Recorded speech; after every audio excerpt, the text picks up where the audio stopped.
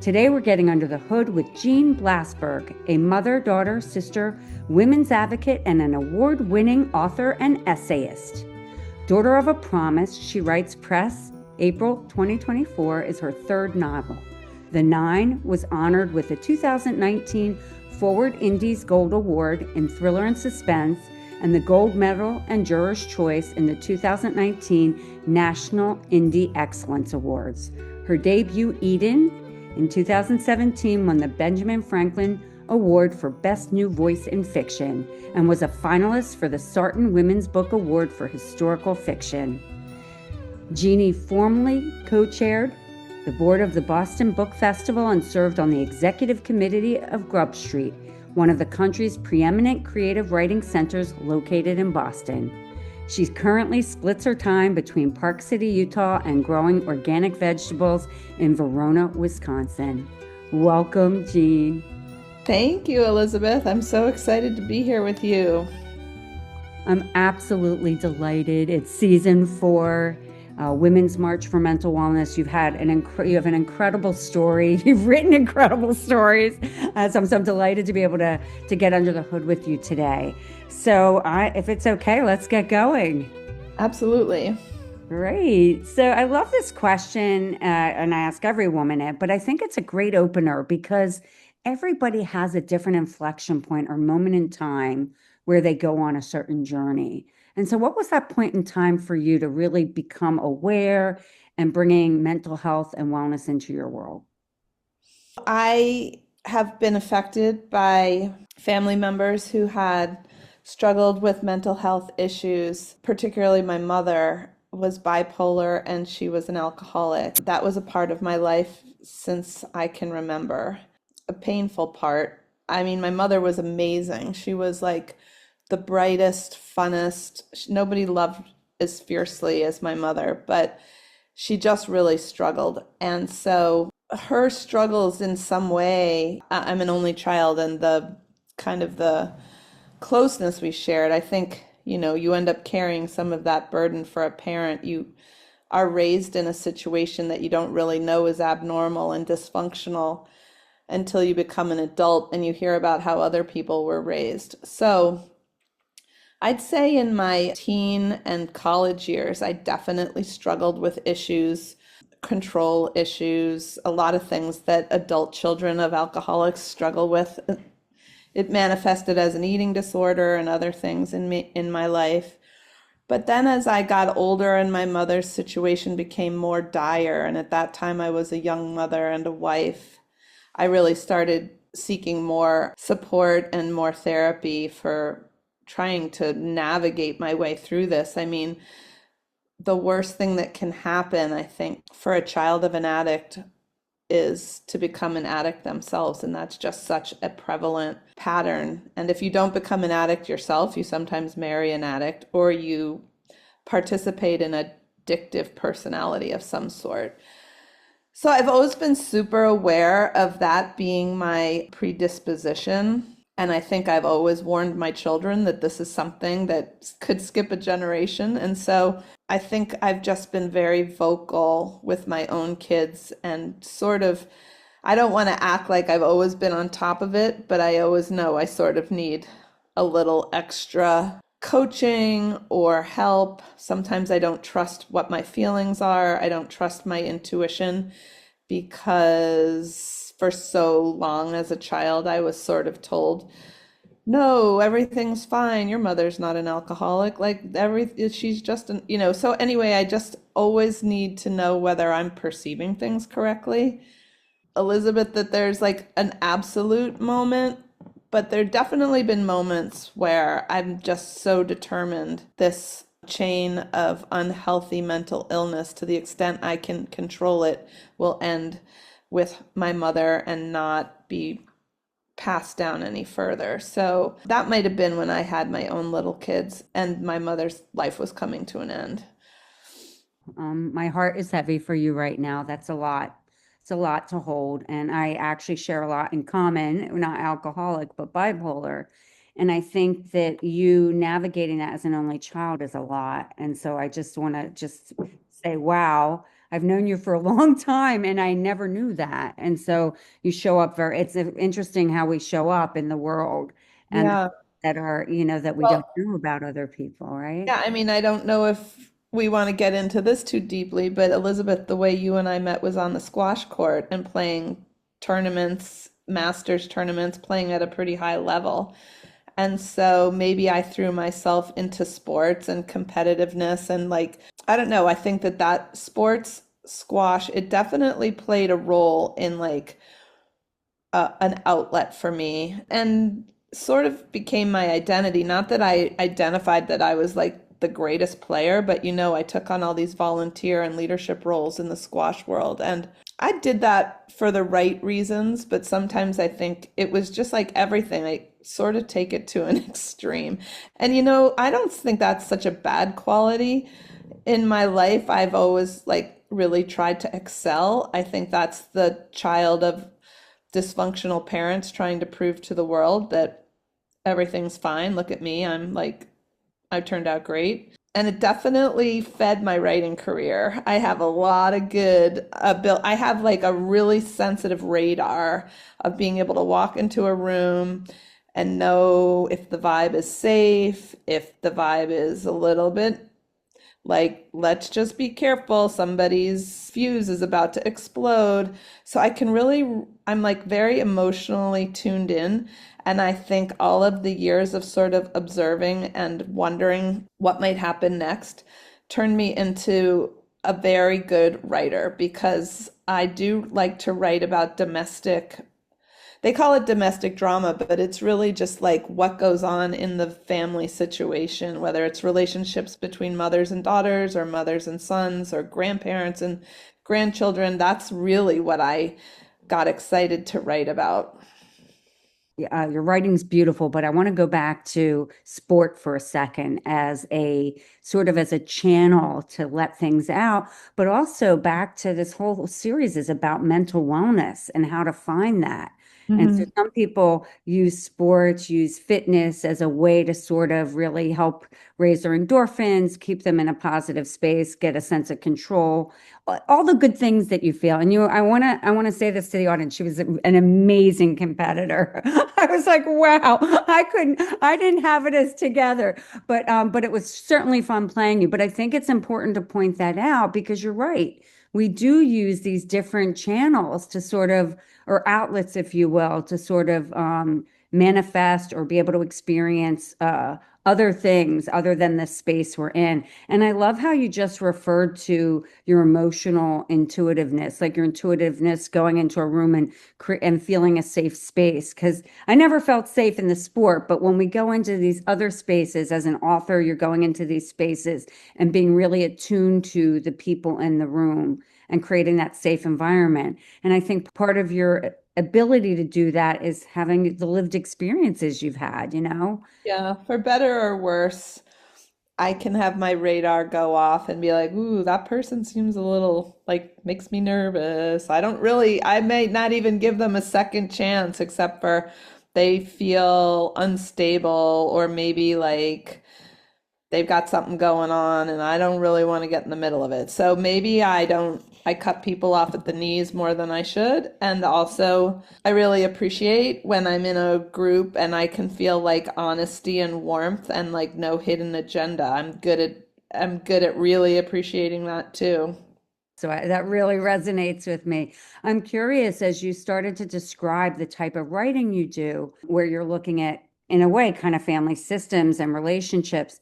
Talk about how you get into the mental health like side of it when you think about all of the layers that form in relationships and, family environments and what have you. How do you sort of look at it and, what inspires you? I can just talk about my first novel, which really I'm very proud of, but it was a long time coming. And before I wrote fiction, I wrote a lot of nonfiction. I was in a class in Cambridge called Writing from Your Own Experience. And every prompt the teacher gave us, we'd come back the next week having finished the assignment. And mine would undoubtedly, whether she said to go for a walk and notice like like the front porches in your neighborhood. Mine would always come back to being about my mother. So I definitely use writing as a way to understand and process my relationship, both for its good qualities and its bad qualities. And I really wanted to write a story about 4 generations of women, which also related to my own family, but I felt like I couldn't write nonfiction. I needed to embellish. I wanted to create a setup that wasn't really totally true. But even though the plot isn't totally true, like the encounters and the feeling of real closeness between a grandmother and a granddaughter was something I could develop over the course of like 250, 300 pages. And like the struggle that someone who felt incredibly misunderstood, that really played out in a woman's relationship with her daughter. Anyway, I really used that first novel as a way to express all these relationships between women in a family are filled, that's who you learn from, and you have role models and you love these people. Yet you can also feel incredibly separate and isolated and different and of a different generation. So yeah, I created a plot in which I could just really explore these relationships. And I think that's what novelists really do. They have these universal truths or these things they want to explore, and they set up a plot that's like the scaffolding on which you can do that. Memoir, on the other hand, is writing the truth of what really happened, and then you're trying to pull meaning out that's more universal. So I'm a lover of both, but yeah, I would say all 3 of my novels have served a personal purpose of processing something. My second book was about a boarding school and a mother sending her son off and their close relationship and what happens as he kind of uncovers this secret underworld of the school. So it's a little bit of a suspense, and it's gotten a lot of kudos for being thriller and suspense, but really, again, that's a different type of scaffolding I created because I just wanted to write about when your son goes off into the world and you have to trust the world, and the world kind of sucks, and you're a helicopter mom and you don't want to let your kids go. But anyway, so that was that kind of dynamic I was exploring. I think it's not like, oh, I'm telling my life story, but it's like looking through a kaleidoscope. Yes, that's the word. It's my story in a kaleidoscope. I think what's really interesting, Jeanne, is you mentioned it was your way of, processing. You slit your wrist, you put it all down on the page. You're using creative expression and the written form. It really, every human, right? yeah, every human needs to express themselves and to feel understood and to feel seen. And yeah, I feel very seen by my husband. I feel seen by different mental health professionals who I've talked to.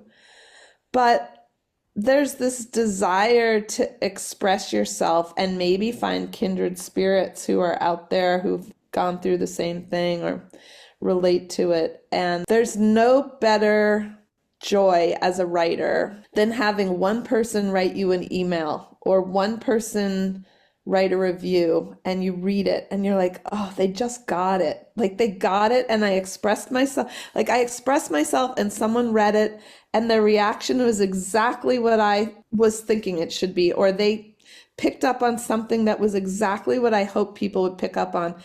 And to feel that you've expressed yourself, yeah, the messages come out. People write for a lot of reasons, whether it's fame and stardom and riches. I mean, unfortunately, writing isn't really the way to get those things. But there is such satisfaction that comes from telling a story, having it live in someone else's head, having them get back to you, and knowing that the way you wanted it to come out, it did. How long did it take you to write it? And I'll ask the next question after. Oh, so, I was a closet writer because you don't want to go tell people you're writing a book and then all they say is, what about that book you were writing? What happened to that? So I was working on that book for almost 10 or 12 years, Elizabeth, forever. Just when you think it's good, then you get very humbled by getting feedback from kind of the publishing world that it's not ready.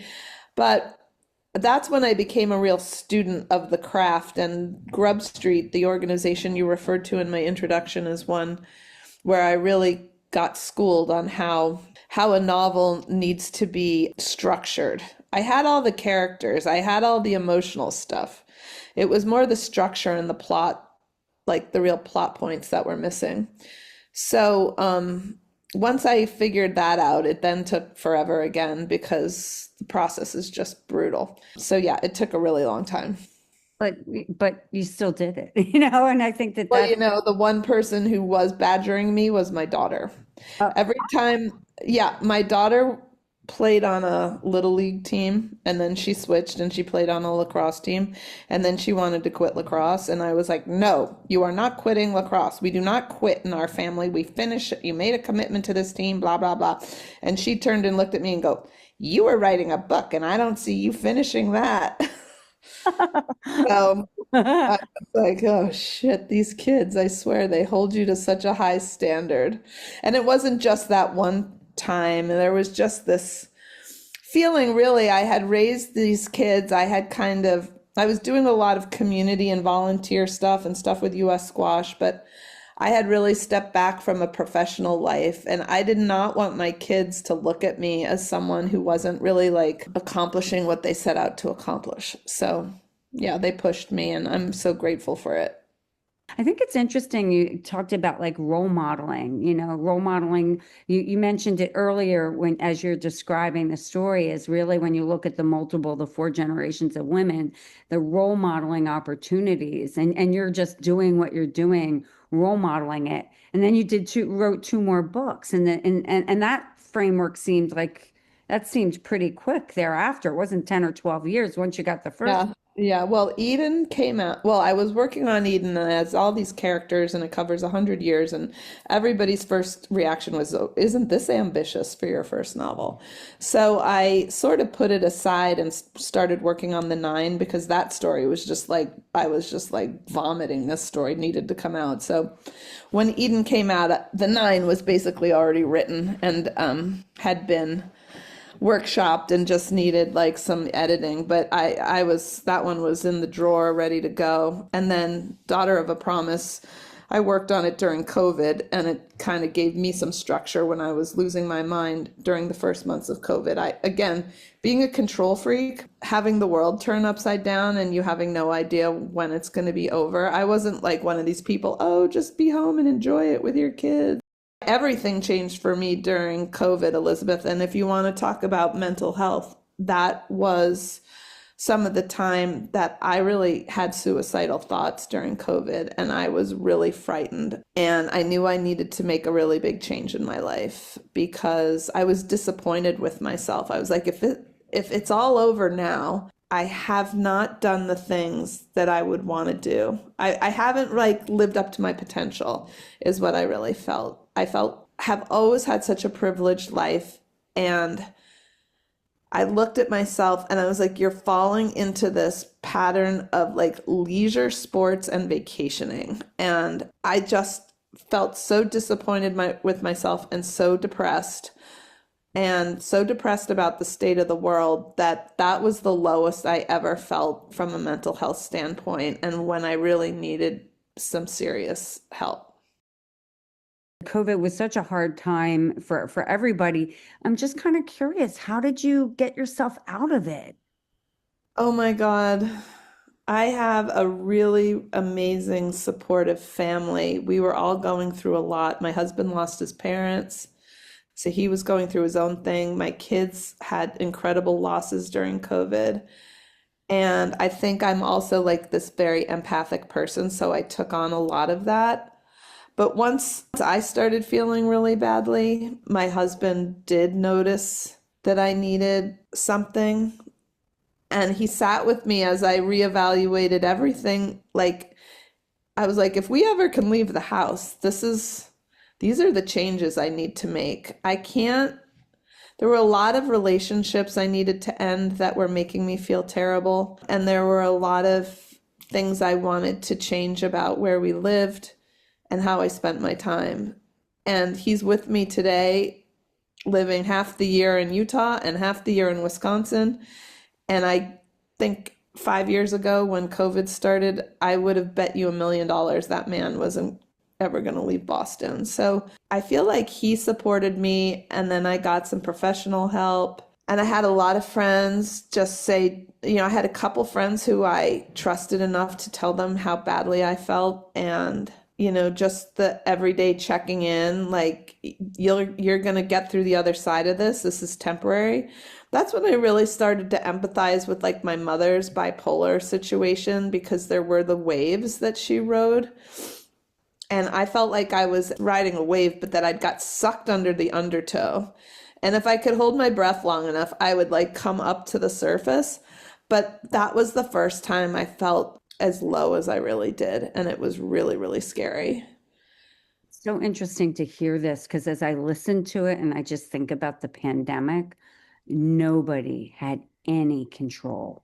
Nobody for our environment. So anything, what we could control within ourselves was so limited.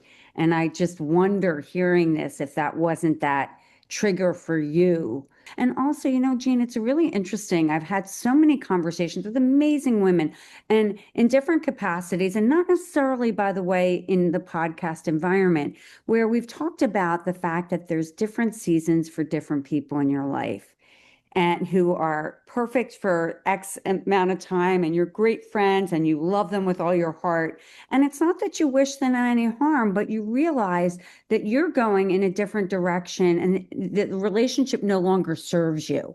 And it doesn't serve them either, but they don't know it. You know it.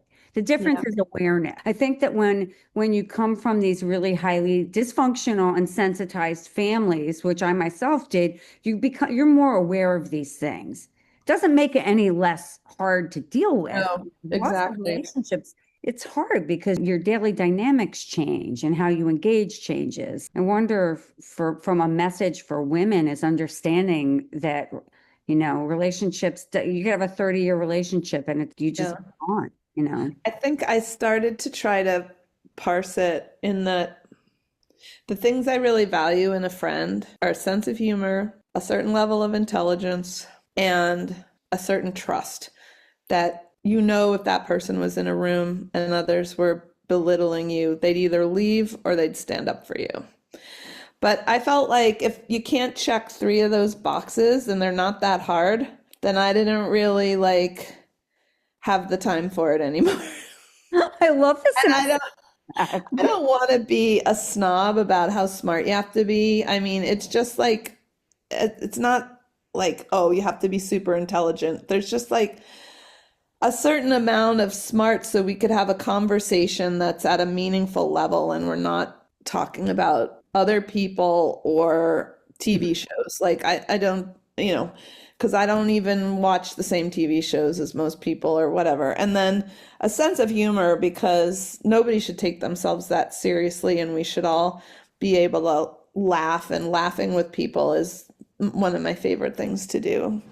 And then, when I kind of find out that there's like this social maneuvering that's going on that seems a little bit like a betrayal of maybe a trust, then I'm just like, I can't handle that either. So I just was like, I started looking at people and I'm like, if you can't check those 3 boxes, as I was coming out of this really dark situation, and I think it's good to have a lot of friends, but I think I'm also better with like half a dozen really good friends who would be the type you can call when you're stranded on the highway, as opposed to small talk cocktail party type of friends who then somehow turn into people you're hanging out with too much. And you're like, how did this happen? Like, how did this start to be the crowd I thought was, and I guess I just wasn't as intentional and as picky before COVID. After COVID, I was like, my mother died when she was 60. My grandmother died when she was 57, also with not from mental illness, but suffered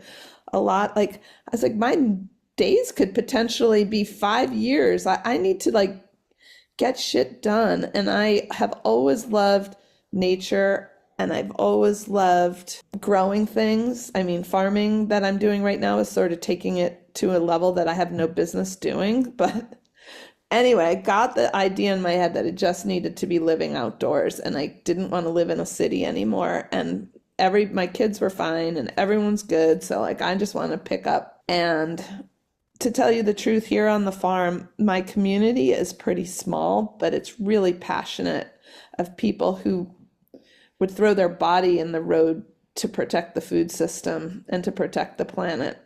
And so, like, living among people with such principles and values and shared purpose, I think that's what I was really looking for. You know, also with COVID, Elizabeth, I don't know if you felt this, but people really revealed themselves. Like, there was the whole who was going to wear a mask and who was going to follow the rules and who wasn't, who was going to like go out and have parties and who wasn't. And my feeling was like, we're all sacrificing and have lost so much. Can we just like follow some of these rules and for the sake of this thing being frickin' over? Like there was a point in time where we didn't know how to end it. And I looked around and I saw a lot of selfishness and that really upset me. And I really just wanted to spend my life and my work around people who were looking out for the world in a little and having less of self-interest and more awareness of how fragile our environment is and how fragile our health is and how fragile our food system is. And so just basic, yeah, altruism, but also like if we don't throw it all down and fight for this, I'm really scared for the future of the planet. So that's what I'm doing. And we sold everything in Boston. We simplified our lives tremendously. We moved out here in 2022, thought it would just be sort of part-time. We'd hire a team. They knew what to do. We'd sort of be in and out overseeing things.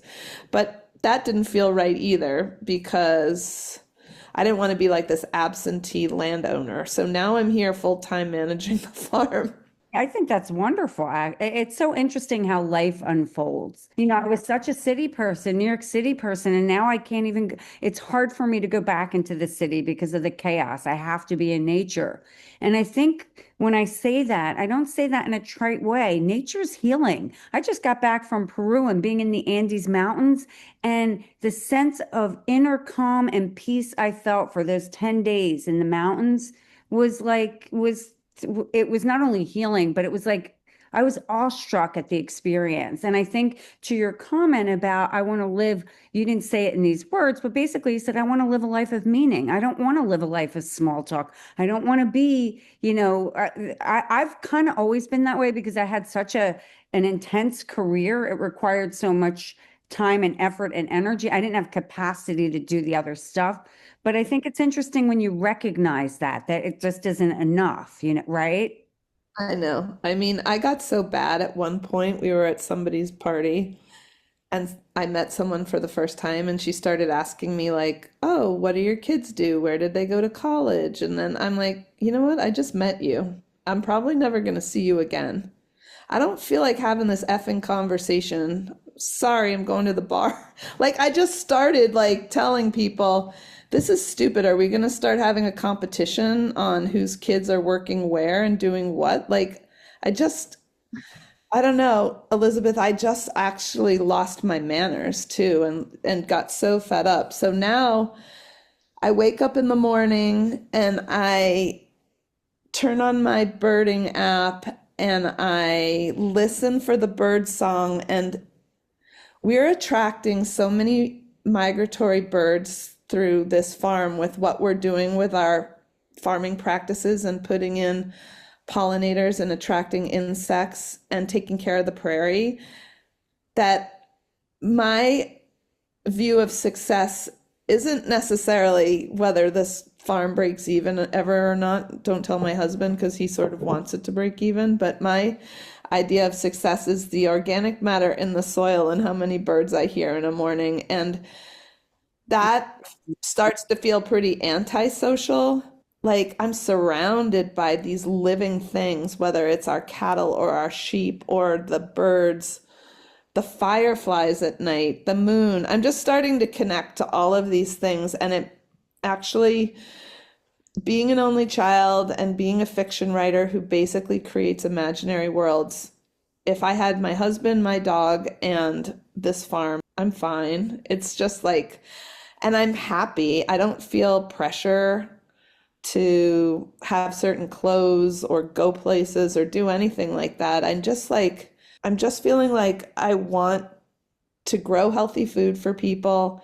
I want my crew and the people who work here to have a good livelihood and to be able to grow food because they love doing it and be able to support their families doing it. And yeah, I don't know. I've just completely changed. Isn't it interesting how these inflection moments in our life can, like wholesale, they can be life changing? I mean, I think I always lived in beautiful places and have had the privilege of a wonderful living situation, but I don't think I was ever like a shopper. So I always felt like I was underdressed wherever I went. And now I just wear my overalls around. I put on a clean t-shirt for this Zoom call, but I'm literally heading out to get into the mud as soon as this is over. And it's just, I love it. I still have so much privilege because I can be here and we're at a certain age. Like, I don't know, I don't feel like I'm risking what a typical farmer would be risking day to day.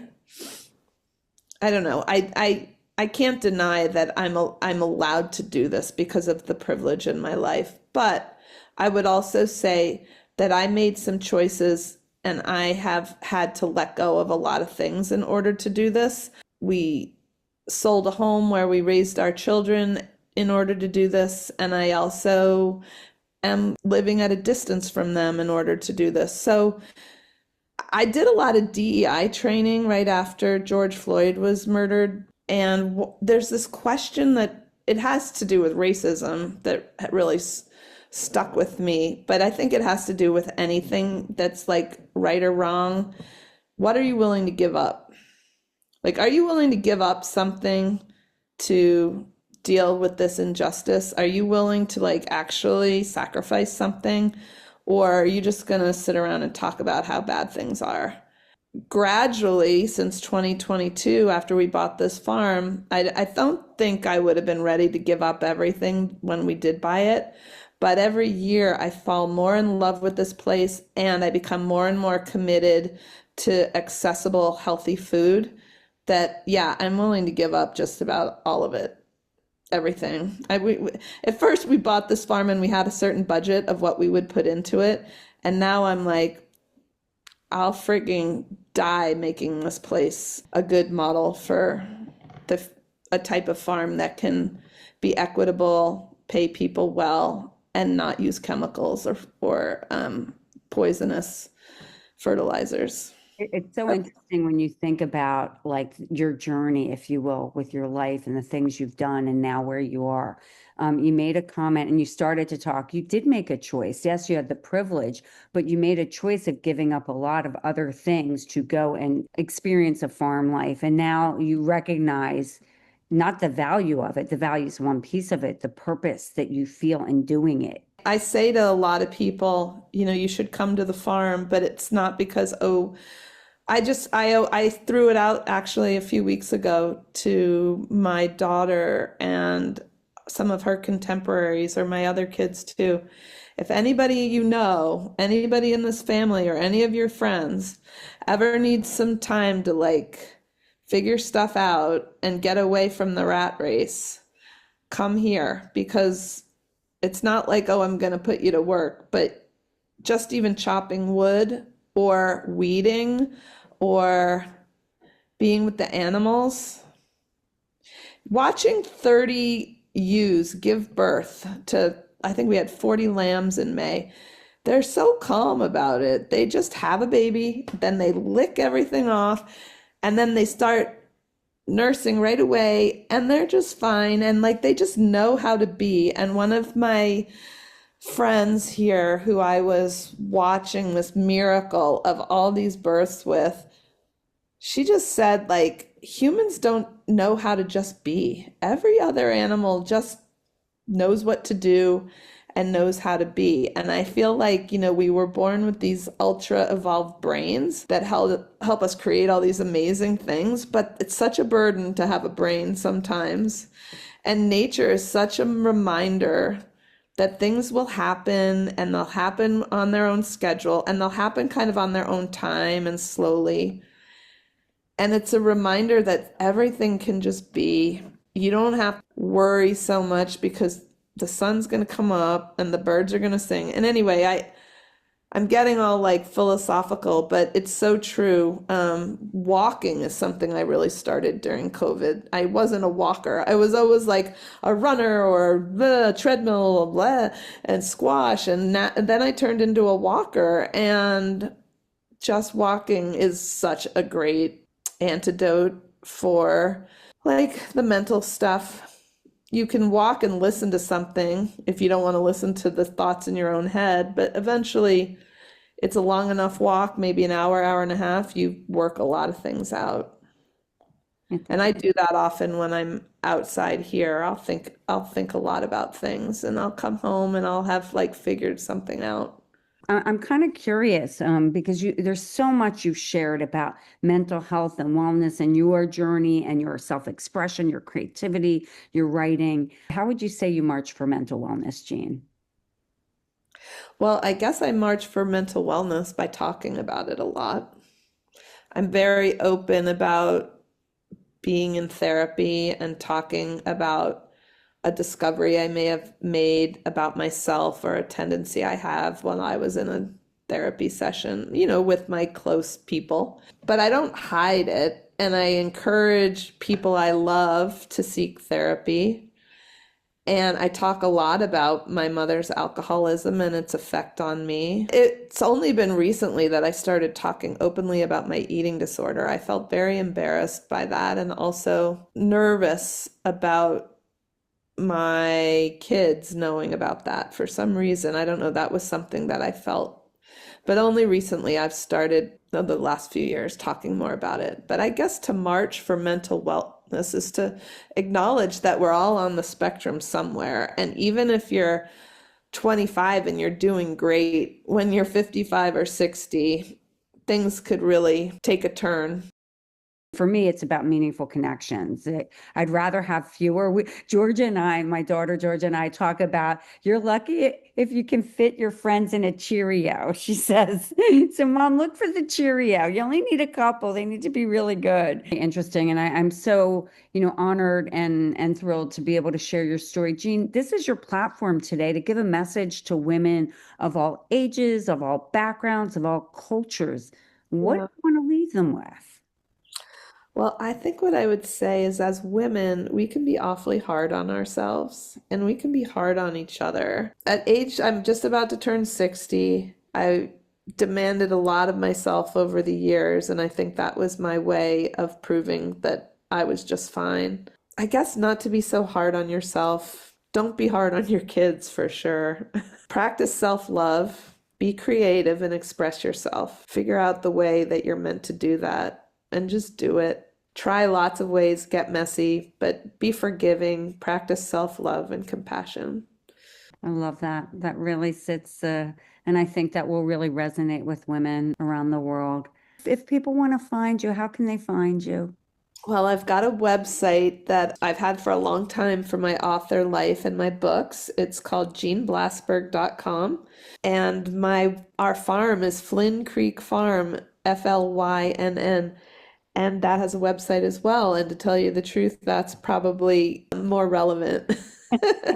I love my books, but Daughter of a Promise came out a little over a year ago. And given my life on the farm, I'm not like actively on tour or promoting it. I am still writing, but that website doesn't get updated as much as the farm website does. Well, thank you so much. We'll put that in the show notes as well. But thank you so much for getting under the hood with me today. You are just Oh, thanks for inviting me. I'm honored as well. We are woman. Thanks for listening to Under the Sisterhood. If you haven't already, please give us a quick rating and review on Apple or Spotify. And make sure to follow us on Instagram, Facebook, YouTube, and LinkedIn so you can hear from more amazing women. This podcast is created and hosted by Under the Sisterhood LLC and Elizabeth Elfenbein, produced by Elizabeth Elfenbein and Matt Butler, and edited by Matt Butler. The music is by Ayla Schaefer. Her song, Rose.